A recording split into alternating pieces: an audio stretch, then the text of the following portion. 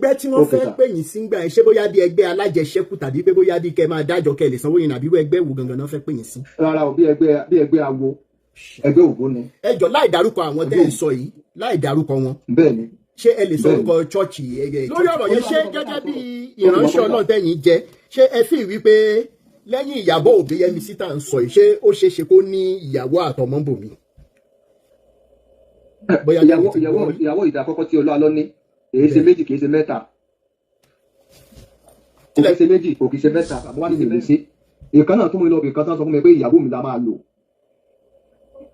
wọ́n ní ìyàwó mi la máa lò pé kí n kà tọrọ nǹkan kan lọ́wọ́ ìyàwó pé kí ìyàwó mi fún mi mo wá wò pé ìyàwó tó dúró tí mo gbà tó gùn yìí dìde tí n bá padà tó wá lọ lò ó ṣé tó bá wá lọ dé mi ní gbádùn ìyàwó yẹn mọ́ màá wá lọ máa fẹ́ obìnrin míì. Yes sir. Báwo lọ́dọ̀ yín? A dúpẹ́ lọ́wọ́ Olódùmarè. Olódùmarè ṣeun. Lórí ọ̀rọ̀ tó ń lọ lọ́wọ́ náà ni. Okay sir. Lórí ọ̀rọ̀ Olú Alo pẹ̀lú gbogbo àwọn tó pera wọn ní àgbànújọ àwọn dọ̀tí ni mo ní pé kí n pè yín lé lórí àwọn àlàyé díẹ̀ tẹ́ bá lè ṣe fún wa torí mo mọ̀ pé ẹ máa ń bízì tán. N tó mẹ́yìn náà kúrò nínú ọ̀rọ̀ ẹ̀rí ọkàn tí ó mú yín kúrò nínú gbogbo nǹkan tí wọ́n ń ṣe tẹ́ fi wò pé ẹ bá ń bá lọ báyìí tẹ́ bá ro títí tàwọn ọmọ tẹ́ bí wàhálà ẹ lè bá wa sọ̀rọ̀ ní rápẹ́ sà àti ń gbọ́ yín. Torí àkókò sà mo appreciate inú mi dẹ̀dùn láti wà nínú lórí platform yìí. Ẹ ṣé.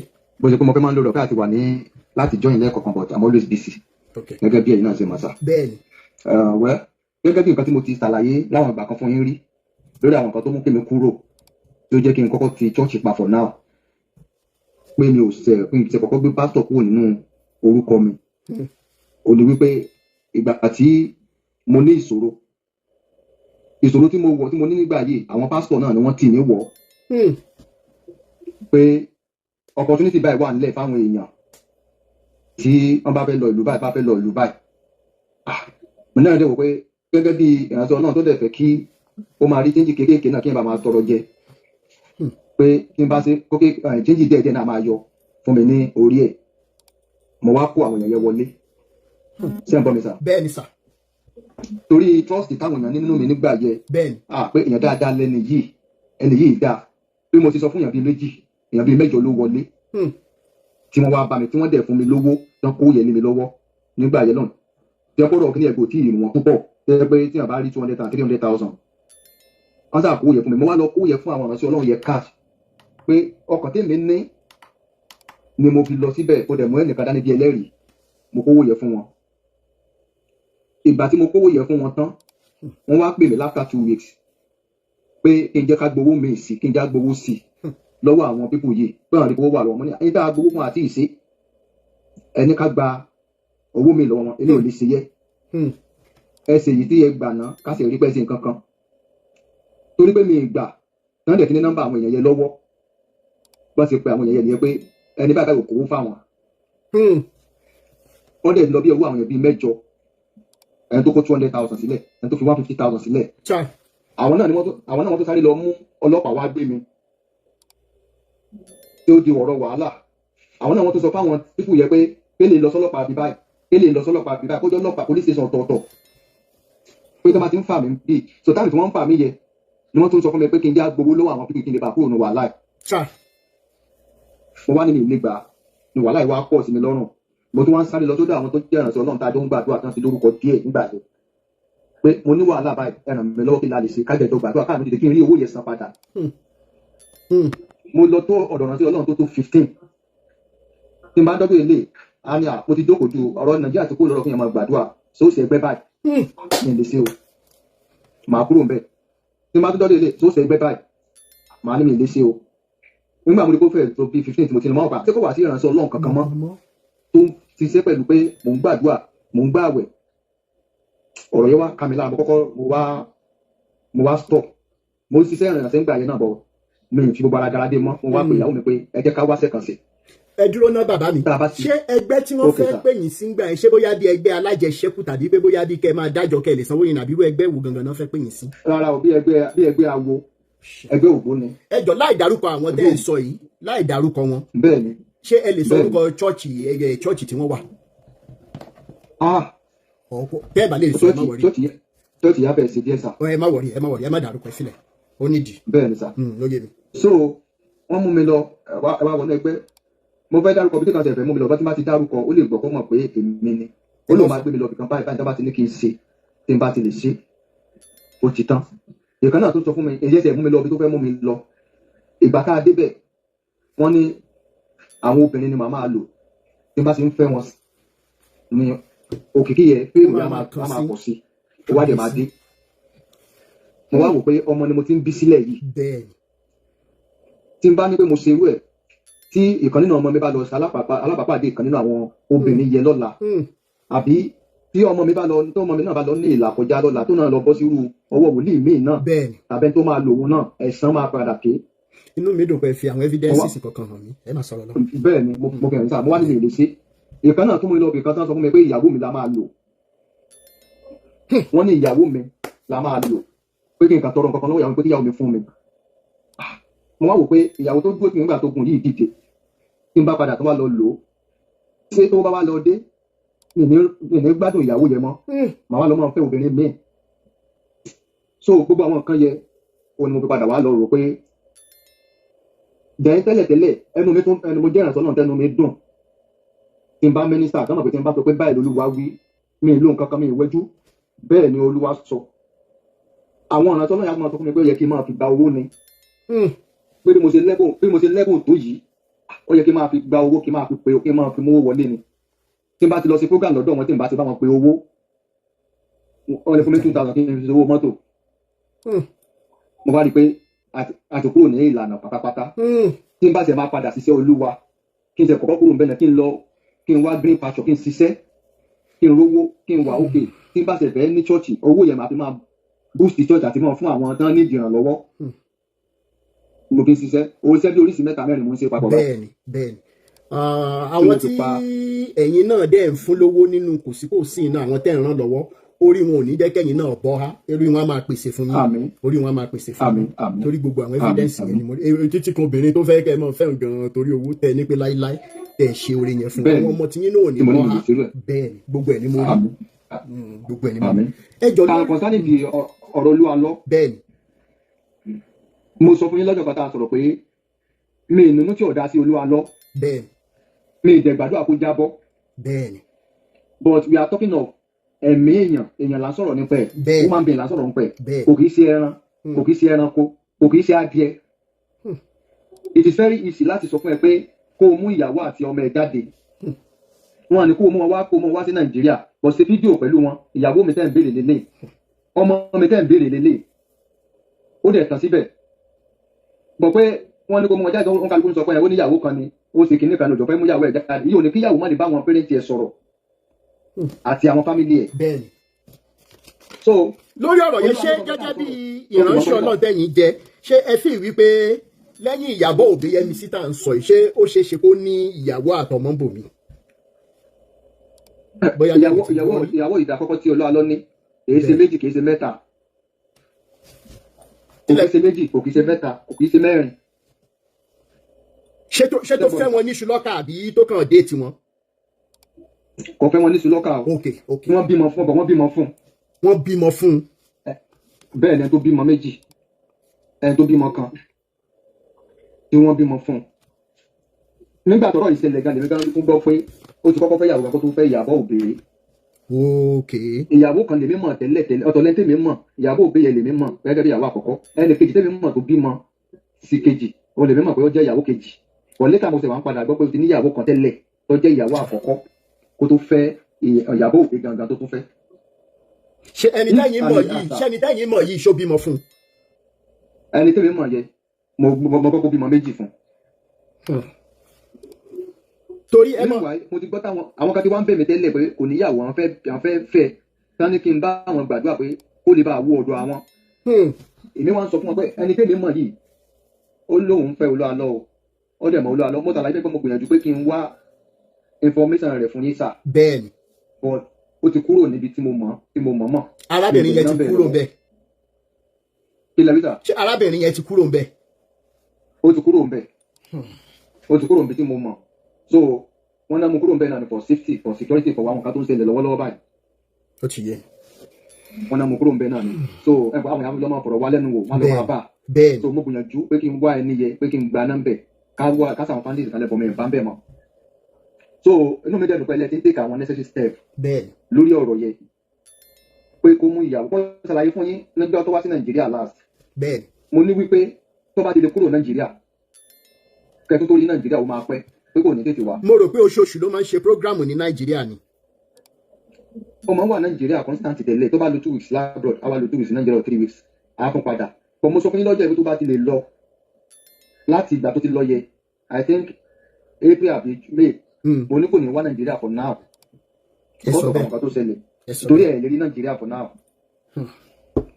ẹ̀ lè rí Nàìjíríà for now so mo dẹ̀ sọ̀rọ̀ kan fún yín sà pé ní tó jẹ́ kí n support ni pé ẹ wà against Christianity tó bá wọn tó bá ń gbọ́ kí wọ́n máa gbọ́ mo ní ẹ wà against Christianity mo lọ́jọ́ tá a jọ ń sọ̀rọ̀ tẹ́ ṣe àmì Jésù tó dẹ̀ múnú tèmi gan dùn pé kí ṣe pé Jésù gan lẹ against. àwọn tó ń forúkọ Jésù tó ń ba orúkọ Jésù tó jẹ́ bẹ́ẹ̀ tó ń ba orúkọ Jésù jẹ́ tí wọ́n ń pírẹsẹ̀ntì Jésù oríṣiríṣi fáwọn èèyàn bẹ́ẹ̀ ni pé tá a bá ti wá borí ogun yìí tán wípé a fi ayọ̀ wá sin Jésù yẹ a máa fi ìfọ̀kànbalẹ̀ sin Jésù yẹ. ṣé ń gbọ́ mi sá. bẹ́ẹ̀ ni à ń gbọ́ yín. tó bẹ́ẹ̀ ni sọ fún mi nígbà yẹn ni pé because bí wọ́n ṣe ń ba ayé àwọn èèyàn jẹ́ yìí. ó ti pọ̀ jù. pé ó ti pọ̀ jù mo sọ pé mo ti mọ iye àwọn tó jẹ́ àwọn ọ̀nà tó ń ńlá ńlá tí mo mọ̀ tí wọ́n máa sẹ́ńdì owó sí ìyàwó mi wá pàdé mi lóòótọ́. bẹ́ẹ̀ ni ẹ sọ fún mi bẹ́ẹ̀ ni. nígbà òde sẹ́yìn kan mo sọ fún ìyàwó mi pé kíyàwó mi máa gbà àjẹmọ́nú yín ni mo mọ̀ pé ẹ̀ lè lo èmi trust yín. bẹ́ẹ̀ ni. màá máa sọ fún wọn pé ẹni tó ní kí wọ́n bá bóun lóòótọ́ tó níyàwó lé kì í ṣe pé ó fẹ́ wá báyìí bí yóò ṣe pé ó fẹ́ ba ayé obìnrin yẹn jẹ́. bẹ́ẹ̀ ni. ó fẹ́ lo obìnrin yẹn ni. ìkànsẹ̀ ń sọ ó pe ìyàwó mi láìpẹ́ tó sọ oríṣiríṣi. bẹ́ẹ̀ ni. ẹnu ẹ̀ láti gbọ́ pé Olú Alo ti ní jet. ipò Olú Alo ti ní private jet. kálá lè run kò kàn ṣe kò ṣeé ṣe ká run voice note yẹn ni. ẹ má wọrí ẹ má wọrí ẹ má wọrí bẹ́ẹ̀ ni ó yé mi. so irú àwọn nǹkan bẹ́ẹ̀ yẹ tẹbi dẹ̀ ń pa àwọn kan tí yà ń jẹ àwọn kan. mo travel mo sọ fẹ́ bọ́ mo travel ẹ̀sẹ̀ délé nìyẹn ìgbà tí mo travel mo wòye káàpù tí mo rí láti ibi tí mo wà débi tí mo lọ lẹ́gbẹ̀ẹ́ títì lọ́tún lọ́sì kò sí industrial company kankan lẹ́gbẹ̀ẹ́ títì tí mo rí. mo tún wá rò lọ́kàn ara mi lẹ́yìn ìgbà tí mo ní èmi pé ọ̀pọ̀lọpọ̀ àwọn church ń kọ́ yunifásitì àwọn èèyàn ń wá bẹ̀ wọ́n sanwó ńláńlá bọ̀ tí wọ́n bá parí ní yunifásitì yẹ provide iṣẹ́ tí àwọn èèyàn máa ṣe tí wọ́n bá kúrò ń bẹ̀ yẹ.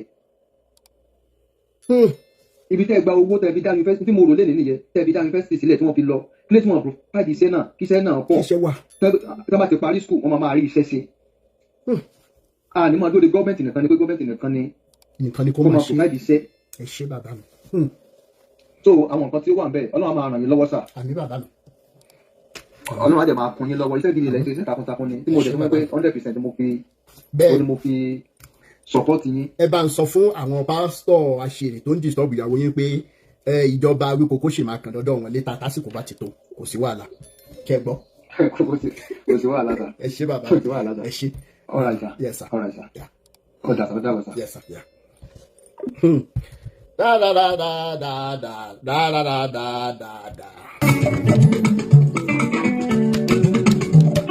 àwọn kan máa ń pè mí láláṣọ ìpè ṣẹ́rí gbogbo ẹnikẹ́ni tá a bá bínú obìnrin ẹ̀yìn mi bá mi máa ṣàní àbí tá a fẹ́ bẹ gbẹ̀bí ẹ̀ tó bá wá sórí pláfọ̀mù láti wá dìfẹ́ǹdì ẹni pásítọ̀ kankan ẹ̀ ní kúure tẹ́ bá padà bá kúure orúnú rẹ̀ ló máa padà bá yín tọmọtọmọ. This is pure wickedness. nínú body of Christ ó lágbára. mo láṣẹ rí mànú yìí ṣèbí pásítọ̀ lẹ́gbẹ̀ẹ́ tó sọ̀rọ̀ ìpínlẹ̀. pásítọ̀ ni wọ́n bẹ́ẹ̀ ni. mo fẹ́ béèrè fún ọlọ́wọ́ yín kí ló dé yìí ò ṣe fún pásítọ̀ eléré. èmi àti wọn ti mọra èmi àti ẹ̀gbọ́n mi tó sọ̀rọ̀ tán a ti mọra láti bóyá ṣebí July làwà bóyá late last year débi wípé obìnrin tó dìídì sẹ́ndì nǹkan burúkú sí wọn lórí pé owó wọ́n dìídì ká ní mi ìrí mi ní sọ wọ́n dìídì sọ fẹ́ ni wípé àwọn ò ní ìdírú kan báyìí ìyàwó wọn dẹ̀ mọ̀ pé ẹni báyìí ti rẹ̀ sí wọn lọ́rùn wọ́n ní pé àwọn ò ní ìdírú nǹkan báyìí wọ́n sẹ́ndì ẹ̀ sí mi mọ́ ṣùgbọ́n owó tí mo ní rèé gbà.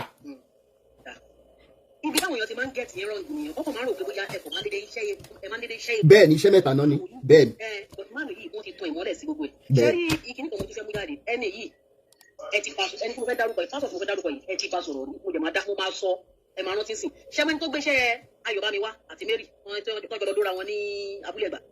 bẹ́ẹ̀ni last year mo fi lọ sí Dubai. bẹ́ẹ̀ni last year ẹ ti rántí ẹ̀yin tó jẹ́ ara ṣọ́ọ̀ṣì ẹ̀ tó jẹ́ pásítọ̀ yẹn gbọ̀ngàn ló sọ̀rọ̀ ìfún mi ó ní àti Yínká ó ní gbà míì tóun bá lọ preach ní ibò míì tóun bá preach mọ́ màtọ̀ ó lóun bá yàn gba owó wípé ẹ dá sí tọ́lúwa tí ẹ bá lè mú 100,000 sílẹ̀ ó lóun bá yàn ṣe ó ní máa padà wá bá òun lẹ́yìn wípé sọ báyìí pé orí nǹkan báyìí ṣe kí ní kò ó lóun máa sọ pé òun kò òun ṣe ni ó ní nítorí ẹ̀ òun kò òun ó náà ìmòye pósítà kan ti gbé òun sí tán padà wá yọ òun gbẹ̀yìn nítorí owó nǹkan tó bá ti invite yẹ ó yẹ kẹ́ rántí ẹni yìí fún nọ́mbà yín lọ́wọ́ sẹ̀ tó ẹni tó dárúkọ ẹni yẹn ló gbé kéèsì Ayọ̀bámi àti Mary wá nígbà yẹn. bẹ́ẹ̀ni. ó náà ìfowópamọ́ pósítà kan ti yọ òun ó ní because owó tí wọ́n fi gba instrument tó ń ṣe gbogbo ẹ̀ ó láǹtí owó yẹn gbọ́dọ̀ pé o. ó ń káwọn ò bá tóun bá lè sọ tóun ò bá ti ẹni tó bọ́ kí sọ ó ní tóun ò bá ti lè parọ́ ó ní wàhálà dé. ẹ̀jẹ̀ pera yín ní ìránṣẹ́ Ọlọ́run ẹ̀jẹ̀ mú orúkọ Jésù yìí ẹ̀jẹ̀ bàjẹ́. wọ́n bàjẹ́ wọ́n wá introduce Jésù títí wọn. wọ́n ń bàjẹ́ lójú ayé yẹn mi ìrókò yẹ kọ́ ọmọ wọn dúró kọ́ ṣé kí ni kọ́ fi borúkọ bàbá òun jẹ́. lẹ́yìn olórí burúkú awáyé má ṣe rere tó bá yà ìmọ̀ àpèyàn kan láti Christ. bẹ́ẹ̀ni. Ọlọ́run á mẹ́yìn pípù yìí o Ọlọ́run ti mú wọn already. the last but not the least. Kí pásítọ̀ tún máa mú kó tó máa lọ gba ìyàwó níyàwó. ó fẹ́ bá ìyàwó sùn wọ́n mọ pásítọ̀ yìí wọ́n mọ ìyàwó wọn o. ẹjọ báwo lẹ ṣe ń sùn lóru báwo lẹ rí ọkọ ṣe ń jẹ yín ẹ̀jẹ̀ tó wá dé ẹ̀ tún wá bọ́ sórí pẹpẹ ẹ̀ tún wá bọ́ sórí pẹpẹ yẹn ẹ̀ tún máa sọ pé báyìí ni Olúwa wí láì ṣe pé báyìí tí Ọlọ́run ò jẹ́ orí nǹkan kan. kó balẹ̀ báyìí labalábá fi rìn wọ gbogbo yín pátápátá ẹ̀ ń gbọ́ orúkọ Ọlọ́run yìí jẹ́ yíyan orúkọ Ọlọ́run gidi ni o because orúkọ Ọlọ́run oríṣiríṣi ló wà. yíyan Ọlọ́run gidi Ọlọ́run Olódùmarè ẹ̀ ń gbọ́ orúkọ Ọlọ́run yìí jẹ́ gbogbo yín pátápátá ìkọ̀kan lẹ́rìn wọ́n gbó lọ. àṣẹ Èdùmàrè àṣẹ ìyá mi. aláàárọ̀ bá ní ojú yẹyìn ọlọ́sùn òní tó jẹ́ ojú yẹyìn. àṣẹ wà. ẹ̀rìn wọn gbó lọ tọmọtọmọ tìrantìrantìrantìrant yẹn ọwọ́ àánú wọ odindi ẹ̀ ní èèyàn. ẹ wo obìnrin kan wà lọ́wọ́lọ́wọ́ sí nǹkan pé ìyàwó ẹ̀ very young lady ó ṣàbẹ̀rẹ̀ sí bímọ kiri tó bẹ̀rẹ̀ sí bímọ kiri. pẹ̀lú owó ọ̀fẹ́. bó ṣe gbàgbọ́ kọ́tẹ́ sọ òbí tí máa ń dì lálẹ́ ni pé lásán kọ́ lọ́ fi bá òun fífi sọ̀rọ̀. kì í ṣojú lásán. ojú lásán kẹ́. bẹ́ẹ̀ kì í ṣojú lásán. ṣẹṣẹ thank you so much. la sure daddy ṣe wà ń bẹ mo ń bọ̀ ìfẹ́ kè mo ń bọ̀ sà sure daddy gbogbo ẹ̀yin tẹ́ bá wà lórí YouTube àti Facebook tí ẹ bá fẹ́ join wa +234 8092906250 sure daddy ẹ jọ òde ẹ ti on mute à ń gbọ́ ní báyìí. Yes, sir. Yes, sir. Yes, sir. Ó lágbára o. Torí tí àdàbà yìí ọ̀rọ̀ tó tí ọ̀rọ̀ ṣe yìí ó bùsọ síyàn lẹ́nu ó fi yàn sínú. Torí pé ó ti wá fi hàn gédégbé sí that you shouldn't even trust anybody again. Then. If they come with sweet mouth or telling you we are supporting you, we are this the blogger, you don't trust them, don't give them any chance at all. Then, sir. Just tell them, go and be doing your one, leave me on my own. You started this in 2018. Then. They are not coming up now and using your content. Every day, one of this story. You meet any of them will be more. So if they cannot support that cause positively, it's better they don't carry. You know, you can see what I wrote in the platform. Let the legal team, let them map out something. If anybody carries your content anyhow, let them pay for it. They realize for it. Not that they will put your content and at the end of the day they will be rubbishing you again or insulting you. For what? Ṣé àwọn láyà nǹkan tó ń ṣe ni wọ́n láyà náà? Wọ́n láyà rárá. What you are doing, they don't have the mind to do it. They are now capitalizing on your content and using it to build money, to get money for cash out for themselves. And at the same time now, they want to be rubbishing you. No. We cannot take that. We cannot take that. Then the other ones I want to talk about. Maybe when we are doing conference call, I will mention that one. Okay, sir. It's for us. Okay, it's not for Joe Public. Okay, it's sir. for us. The one I want to talk, it will be for the foundation, not for everybody. Please, olórí burúkú ni gbogbo ṣẹ́rí ọ̀rọ̀ tí máa ń sọ tó ń sì báyìí kékeré nìyẹn ṣé kí n má parọ́ tán yìí sá ṣe rí àṣírí tó wà nílẹ̀ tí mo ṣíà pẹ̀lú àṣírí tí rí ẹ̀gbọ́n mi yìí tó wà lọ́wọ́ wọn ò tí ì sọ 5% yẹ. And the preamble gani. Okay, I want to share one thing, one experience now. With this, is it Awujale or something that died of AIDS now? Ben. Àwọn Muslim alebe wọn kó sójà lẹ́yìn wọ́n dẹ̀ rubbish àwọn oníṣẹ̀ṣe. Àwọn tó gba àwọn rubbish wọn. You know why I was happy now is that everybody now is part of. I'm telling you, discussion now. Everywhere on radio, everywhere is part of discussion. That one about God, you want to put around one thing. Anybody to follow tradition, go back, someone go to the job. Like that. And this religion thing has done a lot of damage. It has done a lot of damage. I want to look what they saw people to be brain in one push. The Japan that you want and then maybe it is poverty, I don't know. They can't think straight. Gbogbo nǹkan tó ń sọ ìwọ́n ṣe nǹkan tí ó yẹ kí èèyàn tiẹ̀ gbọ́ kó má lè jókòó kó rethink pé what are these people saying? If I can tell you one thing today now, my boy in this house now, if you mention church in his presence, he will tell you say church for what? I can stay in my house and pray and God will answer my prayer. Ọmọ kékeré 14-15 years ni mo sọ yìí o. Bẹ̀rẹ̀ àwọn àgbàlagbà lórí yes, just in SS1.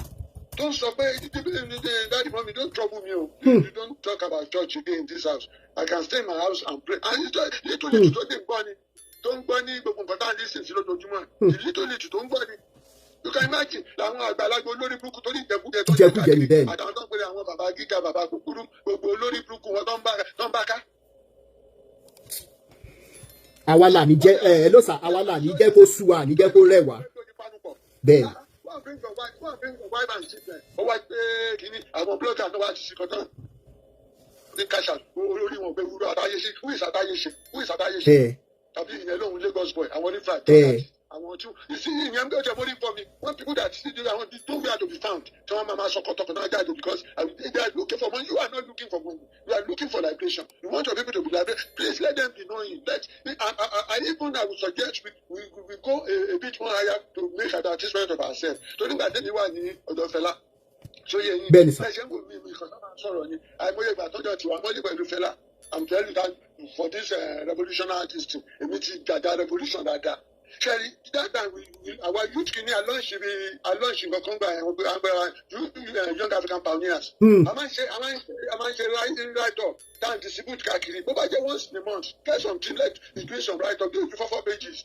Kí ló bá máa wá sí Nàìjíríà kó wá sí Nàìjíríà transfer sí Ìbàdàn Èkó nǹkan ká máa àwọn pín kó jẹ́ 50-50 díẹ̀. Let's liberate. Let people know what we are doing. Ben. Truth, love and humanity, that's all. Kan abẹ́lé ẹ̀sìn orí burúkú dáná ń ṣe káàkiri tí wọ́n gbà nígbà ọtí tí gbogbo wa lọ ń gbé platform kalẹ̀ defend Jésù defend Jésù ẹ̀ ti bàjẹ́ pátápátá ẹ̀ ti rubbish ẹ̀ wá tún gbé jáde ẹ̀ kàn defend ẹ̀ they are stupid people. Please let us tighten up our belt and let people know what we are doing. Pé kàn blogger kan kọ́kàn máa interfere sọ̀rọ̀ wa. Ó mórí fèmí ó mórí fọ́mi irú àwọn kíni àdàbà àti olùyẹ máa fi sọ̀rọ̀ rẹ̀ tó ń dá tẹ́lẹ̀ nu ṣé ìlú náà. Come on, General. But no. Okay, please carry on. All right, sir. Okay, sir. Say the other things I want us to know in the platform. All right, sir. Sir. Thank you so much, sir. Thank you so much, sir. When you are liberated, they will never be slaves to their peers. Ifeke Money Gold TV. Bàbá mi. Official. Yes, sir. Ọlọ́run bá mọ̀ yín lọ́wọ́ o. Àmín. Ọ̀kan ṣẹlẹ̀ ní area ti ọ̀dọ̀ mi bí báyìí. Ó jẹ́ pé ìyá yẹn gan enough evidence bá ṣe ń sọ̀rọ̀ yìí. Wọ́n á ní mi ò ní nọ́mbà yín lọ́wọ́. Tó bá ṣe bẹ́ẹ̀ mo ní àmọ́ gbogbo ẹ̀ ìyanu máa ṣẹlẹ̀. Tó nǹkan tó ṣẹlẹ̀ sí rẹ̀ ń fẹ́ ọ̀kan bí àbúrò sínétọ̀ ní ìlú wa ń bì. So later on ó lọ sọ́dọ̀ pásítọ̀ yẹn lọ gbàdúrà. Pásítọ̀ yẹn wá sọ fún pé Ọlọ́run kọ òun àti àbúrò sínétọ̀ yẹn pọ̀. Pé Ọlọ́run kọ wọ́n pọ̀. Kí lorúkọ pásítọ̀ náà? Gbogbo ẹ̀ máa dá sí yín máa mọ bó ṣe máa dọ́wọ́ yín tó ń yá ẹ̀ gangan ó máa fẹ́ láti bá yín sọ̀rọ̀. Ó máa fẹ́ láti bá yín sọ̀rọ̀. Lórí ìgbà tó wá bá mi ní àná ń sunkún ló ní àbájọ tí mo ní mi ò lọ sí ṣọ́ọ̀ṣì tó ń ti wà nídìí láti bí 10 years. So later ó ní pásítọ̀ yẹn fún un lọ́sẹ̀ kan fún un fi lọ gbẹ̀. Ìgbà tó máa lajú ilé pásítọ̀ òun ló ń wà láti bí 10 years. Òun ò dẹ̀ bímọ òun ò bímọ rárá òun ò dẹ̀ mọ̀. ẹni tí mo ń sọ ó ṣe kóńdé kò tí ì pé ọ̀sẹ̀ kan báyìí ò tó ń sunkún. ẹ jọ ṣẹṣẹ ní WhatsApp number mi lọ́wọ́. pásọ yẹn olókìkí èèyàn ní jẹ́ pé kò lè dámú kò dẹ̀ sí nǹkan tó ògùn lè ṣe fún. so wọn á ní ṣé ẹ ní àwọn evidence tó pọ̀ èmi gan mo rí 1 or 2 evidence. èmi kò mú fọ́ bó ṣe ń gbé sórí Bible kó ní kó búra àwọn kankan bẹ́ẹ̀ yẹn ó pọ̀ láti bíi 10 years. so ibùdó kan láàárọ̀ yìí ìyá yẹn wá sọ́dọ̀ mi bíi èmi àti ẹjọ́ sọ̀rọ̀ tó ń sunkún. ó ní àbájọ tí mi ò fi lọ ṣọ́ọ̀ṣì tí mo ní ṣọ́ọ̀ṣì náà scam ló ládùúgbò wa báyìí wọ́n ti believe wọ́n ní mo ní ṣọ́ọ̀ṣì náà scam bí bá ti ń bọ̀ báyìí wọ́n máa ní ilé ṣọ́ọ̀ṣì náà scam ló máa ń ṣe o kì í ṣe ṣọ́ọ̀ṣì gbọ́ o. 10 years láyé ẹni ẹlẹ́ni. 10 years. ẹ jọ ṣe ní WhatsApp number mi lọ́wọ́. mi ò ní tó bá ní màá ti fún. ẹ jẹ ṣe ní pépà ti pẹ́ẹ́nì bẹ́ẹ̀ yẹ kí n sáré pè fún yín. mo ní second phone síbí. ok +234. lórí ẹ̀rọ àgbẹ̀ mo fẹ́ ó fún ẹ báyìí mo bọ̀.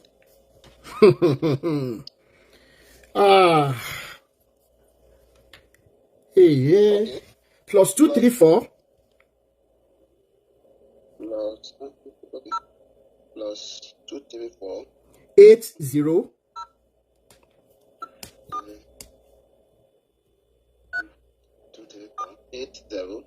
9290. 9230 abi. 9290. 9290. Okay. 62. 62. 50. 550. Bẹ́ẹ̀ni sà. Okay. All right. +234 08092906250. Bẹ́ẹ̀ni sà. Okay. Màá sì bẹ̀rẹ̀ sí.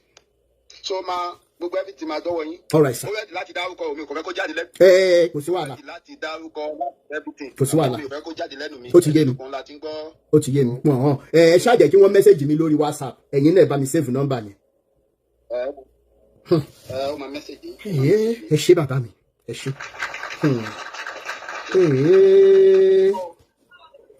Ẹ jẹ́ bá mi mute.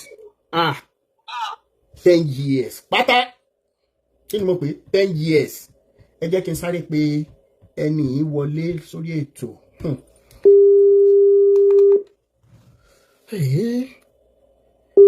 Ìjà sì lè kọrin wípé orúkọ Jésù ilé ìṣọ́ agbára ni ṣá. Hello sir. Ẹ brother mi ẹ kálẹ́ o. Ẹ kálẹ́ bàbá mi. Ẹ kú ètò ẹ kú kó lè dá o. Yes sir. Mo ní kí ni o. Mo ń wò pé àwọn àkókò tó bá wọnú program yẹn wọnú life yẹn bí ìgbà wo ni mo lè máa báwo lè máa jọ yín lórí àwọn experience fún àwọn tó mo lè máa share pẹ̀lú yín sà. Nǹkan tó ṣẹlẹ̀ ni wípé torí pé mo máa ń ṣiṣẹ́ mi kì í lè sọ pé ìgbà báyìí ni ṣùgbọ́n nígbà tí mi ìbá ti lọ síbi iṣẹ́ ni mo máa ń yọ time sílẹ̀ pé ká tún gbára wa yànjú ká ṣera wa níyè ká lè bọ̀ lọ́wọ́ àwọn people ìbọn tí nǹkan tó ṣẹlẹ̀ ni pé tí n bá ti fẹ́ ṣe sínsìn mo ti ní nọ́mbà yín lọ́wọ́ màá máa sọ fún yín. Yes sir. Ṣó ti yé yín. Yes sir. Nítorí mo ní àwọn àkíyèsí kan tí mo fẹ́ pé mo ní àwọn testimony kan àbí ìrírí kan mo fẹ́ sọ fún yín ó gbọ́ tó ta wọn lóòótọ́ kìí sẹ́ni ní mi o ìṣẹ̀lẹ̀ ní mo ìsọmi ìjọ yẹn bẹ́ẹ̀ ni àkúrẹ́ ni màmí so èyí ni wọn látàkúrẹ́ wọn náà láàjì is my brother gan so àwọn kankan wà tí mo ojú rí ní ìkí àwọn tí mo lè dárúkọ wọn ẹ̀gbọ́n mi ni lórí mo sọ fún ọ náà gbà yẹn pé bọ̀dá ìjà ìjẹ yìí ó kù dé kàtó ó kò pọ̀ mùsùlùmí lé torí family muslim gbogbo náà àwọn parents ìyá mi tó dúró gẹ́gẹ́ bí àbúrò màmí ó ti kú sí aláàjì yáyà kóredé nílùú àkúrẹ́ òun ni olórí ẹbí àwọn màmí ní some years ago so àtọmọ àyíkọ́lọ́lẹ́kẹ́ díẹ̀ àtọmọ muslim díẹ̀ so but that brother mi is my blood brother gangan so àtọmọ ìyàwó bọ̀tẹ̀ ọmọ àbúrò ọmọ ẹ̀gbọ́n mi ni so ń bẹ̀ mo lọ bẹ̀ láwọn ìgbàgbọ́ tí mo rí àwọn ọkọ ni mo lọ pé mo fẹ́ share pẹ̀lú yín. Ẹ ṣé kí n pè ní tí bá ti parí live video ń gbà yẹn ká sọ. Ó dà ẹ ṣé bàbá mi ẹ ṣé. Ọgbọ́n àgbà ẹ jẹ́ n sáré gbé yín sókè. Ọgbọ́n àgbà ẹ bá mi ok ẹ ti mute. Bàbá mi dáadáa. Ẹ mà kálẹ̀. Abẹ́ ètò lélẹ̀ ìdá tó ń gbọ́ lálẹ́ rẹ̀. Ẹ wo lágbára ó lẹ́tìkẹ́. Ó lẹ́tìkẹ́. Ìdájọ́ yẹn bá ní ká má ṣe pé àwọn ọ̀rẹ́ ìpínlẹ̀ máa pa. Bẹ́ẹ̀ni. So mi tẹ̀ tí bá tí wọ́n á lé lé Àdàbà TV or no TV yẹn. Bẹ́ẹ̀ni. Sẹ́ni kan ni mo máa sọ RD. Ẹ ṣe prógrámù yìí ẹ̀yin nìkan dẹ̀ kọ́lẹ̀ ṣe gan ṣe program yìí fún followers. bẹ́ẹ̀ni. ẹ jọ ẹnìbọ̀ tó bá ti DM tán bá yẹn sọ̀rọ̀ pé ní àwa máa ṣe kíní kan ẹ má dẹ́ ẹnìbọ̀ ló mọ̀ inú èmi mo bá tọ̀ lọ́wọ́lọ́wọ́ tí wọ́n pè é àádìí o èmi náà mo ṣe kíní kan ẹ má dàbí lóhùn ẹ jẹ́ kí ọ̀rọ̀ yín ẹ jẹ́ wà nínú yín. bẹ́ẹ̀ni.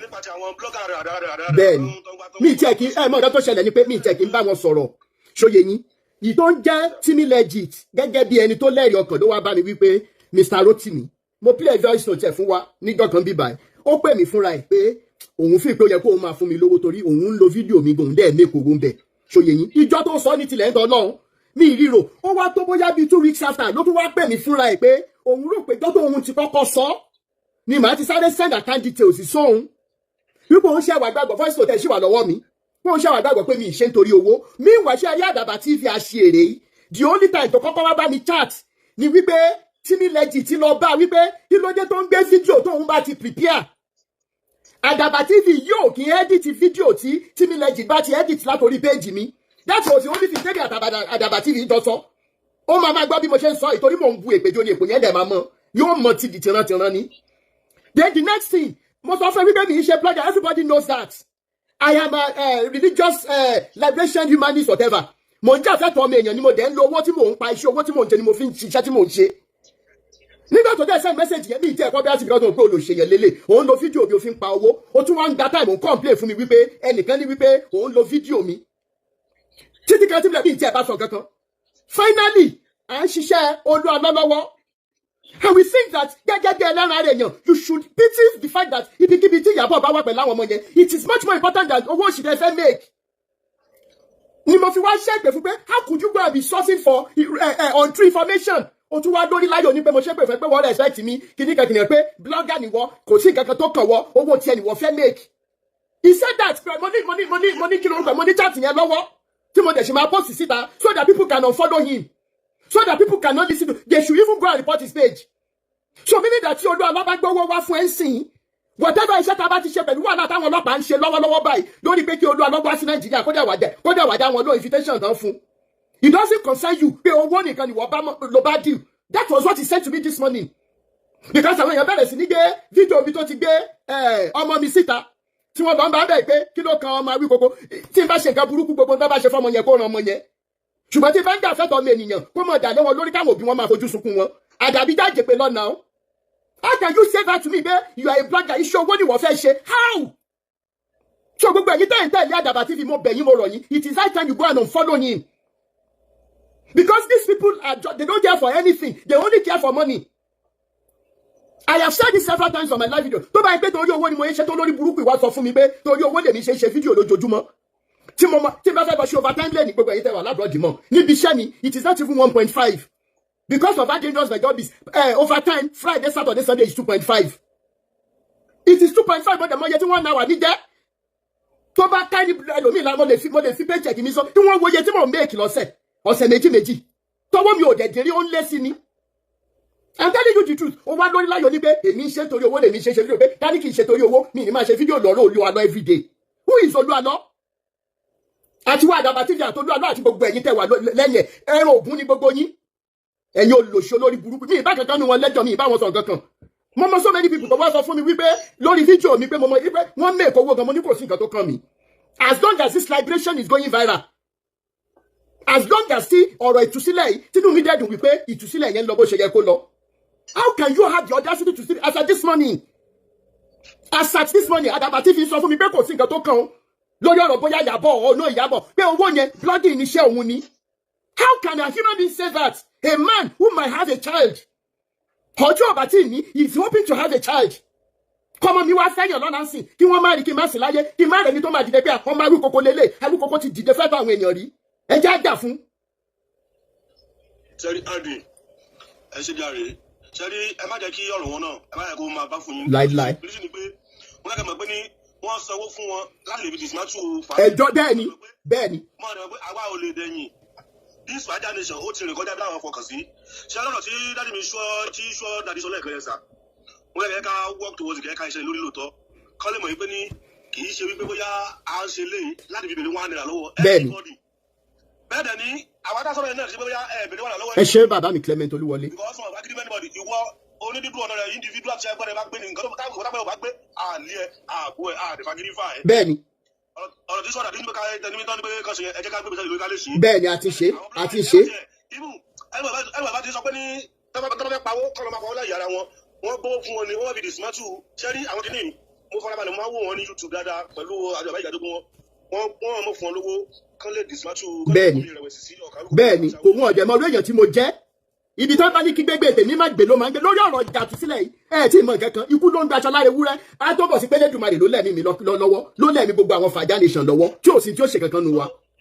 ẹ má lè bá wọn sọ ní tìǹ wọn lè rí wà dàrú. bẹ́ẹ̀ni ti dúró ná lẹ́yìn pé nínú bíbá yẹn tó bá fún wa ní testimony àbí ọ̀tọ̀ ayẹ́kọ́ fẹ́ rìpọ́ọ̀tù pásítọ̀ òun làwọn máa gbọ́ àwọn yẹn là ń retí. bẹ́ẹ̀ni àwọn yẹn kọ́ ló ṣẹ̀fẹ̀ dàpọ̀ wọn tó ṣẹ̀fẹ̀ jẹ́kẹ́ ní ràbí kankan gbogbo àwọn ọkọ wọn ẹ ṣe bàbá bẹ́ẹ̀ni àti Facebook àti YouTube. kò tí ẹ gbúdọ̀ mo ti sọ nísìn ojú gbogbo èèyàn ni mo ti ń sọ kó má di wípé Rótìmí wíkẹ́ẹ̀dì o àwíkò kò ṣe nǹkan tí ò yẹ kó ṣe ìwọ Àdàbà TV tí n bá gbọ́ any of my video tó bá pọ̀ tí tó bá post máa sú ẹ this is a warning. yes ẹ tẹ́ bá jẹ́ sú ẹ owó kan máa tẹ̀ bá jáde fáwọn aráàlú àwọn ẹgbẹ́ bíi pàǹkù.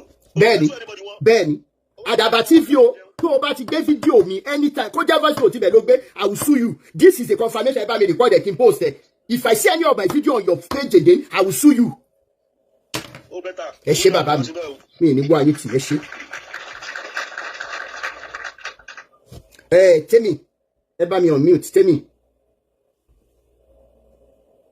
Tẹ́mi network yóò Tẹ́mi ẹ jẹ́ má bá wa power tap. nígbà táwa ń tẹ̀lé Wálé àlùpàá káàkiri níjọ ìwọ wà ní primary school ní now tí bá ṣe pé wàhálà social media ìwà máa sọ̀rọ̀ mi tí mo ti ń sọ̀rọ̀ olè olórí burúkú tó láyé olórí láyé wa ń sọ fún mi nínú inbox mi bẹ́ẹ̀ nìkan ní pé kó má gbé fídíò mi mọ́ olórí burúkú àṣírí ó dàbí ẹni tó mi lùkù dì Tẹ́mi ó dàbí pé Tẹ́mi o ok Ṣọlá Ògèlè yípo ẹ hàn mute kẹ́ bá wa sọ̀rọ̀ Ṣọlá ẹ bá wa hàn mute kẹ́ bá wa sọ̀rọ̀ ok Godfather ẹ jẹ́ kí n gbé yín sókè. General ẹ kàlẹ́ bàbá mi. Àdàbà TV or whatever talk rẹ ṣé ìwọ máa mọ̀ kò ti ṣiṣẹ́ sí o ní orí láyà o lọ gbé picture ọmọ sí orí whatever shit tó ṣe ọmọ tí wọ́n wò yẹ owó orí bó ṣe ń gbọ́ ni ọmọ tó dẹ́gbẹ́ náà kò witness pé náà lọ rí láyé ẹ̀ nǹkan tó wù ló jẹ nígbà tó fẹ́ ok ẹ ti gbọ́ ọmọ Rótìmí Daniel jáde sí ó yá ẹ lọ sọ fún Olú Alo kó gbá àwọn ọmọ ẹ̀ jáde. kó gbá àwọn ọmọ ẹ̀ jáde àtìyàwó èmi celebrate ọmọ tèmi ń gbà bẹ́ẹ̀ dé. Àdàbà TV náà ìwọ náà àwọn ọmọ tiẹ̀. ṣáko bàbá sórí tálálẹ́ bá níra jẹ́ ọlọ́sàn olùjẹ́ tọ́lọ́sàn bá gba láàárọ̀ òní bá tó wá rí bí ọmọdé rí bá yóò ṣe rí ìdíjókòó sí blọ́fọ̀ ló ń ṣe ebére ọlọ́run Àdàbà ayé ẹ̀ ti bàjẹ́. ó ti bàjẹ́. ìwòye ọdún tó ń bọ̀ ẹ máa tẹ́ sọ̀rọ̀ one on one this stupid guy was telling me pé òun ò ṣe blogger òun ní blogger òun lè get anything owó òun he is not making his money you are making your money at the expense of the innocent people tó ń pariwo àwa ń jà à ń tọ́ àwọn èèyàn síbẹ̀ àwa yẹn ìwọ wá fi kópẹ́ dojú kan ìjẹ́ ti bàjẹ́ olórí burúkú yẹn òun rẹ̀ nípa jẹ́ ṣe mọ́ láyé òun tó nípa jẹ́ ṣe mọ́ nǹkan tó ṣe ní èmi àti sọ́kẹ́dẹ̀ I'm really short of words this night ṣé wàá ìyá tó sọ pé ó lọ fẹ́ passport 10 years kéré tí ní nǹkan kan this is just the beginning àwọn people in their evil woman being bàbá yìí láwọn tó wá defend àwọn bàbá yìí yìí then that means pé ọpọlọ olúwẹ̀ kò. Ayọ̀ Sàfọlábí thank you. ṣé mo pé Adébóyè sọ kankan ní last year mo dẹ̀ sọ lórí program pé láti bàtà Adébóyè ti rí ìran kan tó rí tó dẹ̀ máa ṣiṣẹ́ ní Nàìjíríà ẹ lọ kọ́lẹ̀ ní pé there will be more bloggers and they will die a lot of them will die. àwọn òṣè bloggers o we are not bloggers we are not blogging anybody we are fighting for religious liberation àwọn èèyàn kájú àwọn èèyàn lè là ìkànnì gbogbo ẹ̀yà ara Nàìjíríà ìkànnì ọ̀pọ̀lọpọ̀ yín olórí burúkú ẹ̀ àtàwọn ẹ̀yìn tó kù náà àwọn kan náà ti lọ sí France wọ́n ti rí ìyàwó Olú Alo wọ́n ti ṣe bọ́ ti ṣàwòrán olórí burúkú gbogbo yín àtàwọn ológun àná náà àwọn náà fẹ́ jáde wọ́n ṣàfẹ́ tó ẹ̀ ojú gbogbo yín á bó lọ́dún yìí àlàáfíà ni bàbá. ẹ ṣé bàbá mi. Mide ẹ bá mi on mute Mide. sá. ó yá o. ẹ láti ẹ̀ka lẹ́sà. alẹ́ ìyá mi. nǹkan tí mo bá sọ ní pé majority wọn mọ̀ òtún wọn kò lè sọ síta ni. láàrín àdìpọ̀ sí kò ń ṣe ní radio station ṣe ń gbọ́ mi. ok. èmi náà mo fọ́ victim yẹn mi ò ní parọ́ dájú mo fọ́ victim yẹn tó pé mo lọ ṣe prayer lọ́dọ̀ pastor yẹn so true mi torí pé mo use one celebrity àwọn olórí bí ti ṣe mi as the only connection gbogbo wọn kí ló fẹ́ fẹ́ yọ ní pé mo fi ìbejì fún kí tó mọ̀. fún ta nìyẹn. ìbejì 2 girls. di ọ̀la kò wà responsible. Fúta nìyẹn. Hello ìyá mi. Hello pastor wo nìyẹn? Pastor wòlíì. So kí lorúkọ ẹni yẹn? Ọ̀fẹ́ sọ jáde. Sá? Kí lorúkọ wòlíì yẹn náà? Adéyẹmí ni. Church wo ló ń jà fún? Ìfẹ́ Adéyẹmí. Èwo ni? CAC ni. Bẹ́ẹ̀ni sá. Ṣé ẹdúró? Prophet Adéyẹmí CAC èèyàn bímọ fún ẹ ò tó tọ́jú ọmọ. Gbogbo nǹkan ẹ bá fẹ́ ṣe lórí ẹ jẹ́ kí n mọ̀. Ṣé Ìbàdàn ló wà àbí Èkó àbí ibo ló wà? Èkó ni. So inú mi dùn sí nǹkan tó ń lọ mo follow nǹkan gidigidi Thank you so much. Because mo bó ṣe ń lọ but gbogbo wọn bẹ́ẹ̀ wà ẹ̀ ọmọ òótọ́ but torí owó yìí náà ni wọn ò ní fẹ́ sọ láyé wọn ò ní fẹ́ sọ wọ́n ti jẹ́ kí ni wọn ò lè sọ dodo. Wọ́n ti jẹ́ dodo wọn ò lè sọ dodo.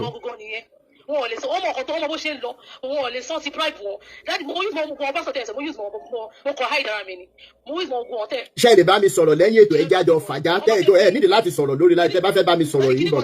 Kíní kan ti ṣẹlẹ̀ sí nǹkan ṣẹlẹ̀ pé ọfẹ́ gbẹ́ nìyẹn gbà yẹn. Sá. Tẹ́ ẹ bá fẹ́ sọ̀rọ̀ lójú gbogbo ayé ẹ WhatsApp mi gbogbo àwọn information tẹ́ bá ní ẹ lè WhatsApp mi èmi á gbé síta. Okay sir. So kí wọ́n fẹ́ràn ní pé gbogbo wọn ọmọ kíní kan ṣẹlẹ̀ lójú mi lẹ́gbẹ̀ẹ́sẹ̀kẹsẹ̀ gbogbo pásítọ̀ ẹ̀ wòlíì àwọn tẹ́mọ̀ tó lórúkọ ni wọ́n sáré pẹ̀lú àwọn pẹ̀lú tó máa ṣiṣẹ́ wòlíì kó iṣẹ́ wòlíì so pé iṣẹ́ bóyá lọ nìyẹn bẹ́ẹ̀ mi sì mo use mo kàn fẹ́ hide face mi wọn ò ní fẹ́ sòótọ́ ẹni náà mo fẹ́ wòlíì náà mo bó ṣe lọ mo ti ní ìbejì tó hospital báyìí tí mo bímọ tó wà mo ní ẹni tí mo fẹ́ wà ní Canada àti Canada ẹni tí mo fẹ́ gbogbo àwọn ṣe wá já sí mo kàn ní ká bá mi pray sí new salon mi tí mo ṣí inside salon mi mo kàn bíbejì ní pa mo ti ẹ̀wọ́n 2 months kọ́ta mi ti tí mo sẹ́yìn mọ̀ pé mo ti lóyún gbà tí mo bí mo bá ti lójú mi tó là. Ṣẹ́ni tá à ń sọ ẹ ti marry ṣẹ́ni tá à ń sọ ẹ níyàwó. Ẹ̀yin mo ti ó ti ṣọ́nà mi wọ́n tó lọ wọ́n dàpọ̀ Badagry ló tún lọ jẹ dẹ̀dẹ̀ ó tún ní church sí Badagry. Ṣé ẹ ní fọ́tò ẹ lọ́wọ́? So bẹ́ẹ̀ ni sà. Ẹ já sọ̀rọ̀ lẹ́yìn sí. Okay sir. Lórí pa lọ ṣàdúrà lásán. Okay. Láti ẹ̀wọ̀ ìbejì tó tán. A máa kàn sí yóò tọ́jú ìbejì yẹn a máa kàn sí ẹ já sọ̀rọ̀ ṣé bẹ́ẹ̀ ní WhatsApp mi lọ́wọ́ ẹ private chat mi ṣẹ gbọ́. Máa message lórí màmá tí ẹ̀mí. Okay all right. Ìmọ́lẹ̀ Yẹmí Olúgbani ṣe wà ń bẹ̀. Ìmọ́lẹ̀ Yẹmí ẹni láti unmute o. Oris green mo like CAC definition yìí Ìmọ́lẹ̀ Yẹmí ṣe wà ń bẹ̀. Crunch Queen níbo ni Crunch Queen sá lọ? Oh my God network ẹ jọ̀ọ́ ẹ máa bá wa power tap ẹ jọ̀ọ́ network ti já Crunch Queen bàbí. Ìmọ́lẹ̀ Yẹmí Crunch Queen ti lọ. Johnny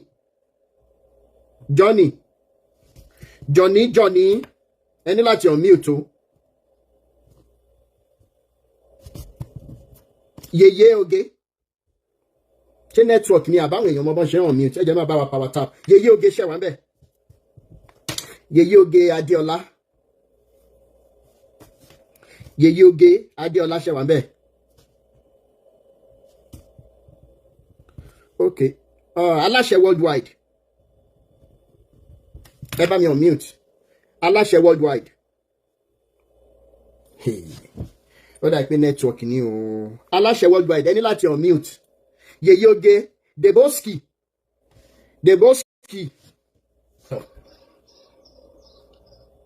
Hello. Ṣẹ́wà. Bàbá mi a tún gbọ́ yín báyìí. Ẹ kúṣẹ́ sà. Yes sir.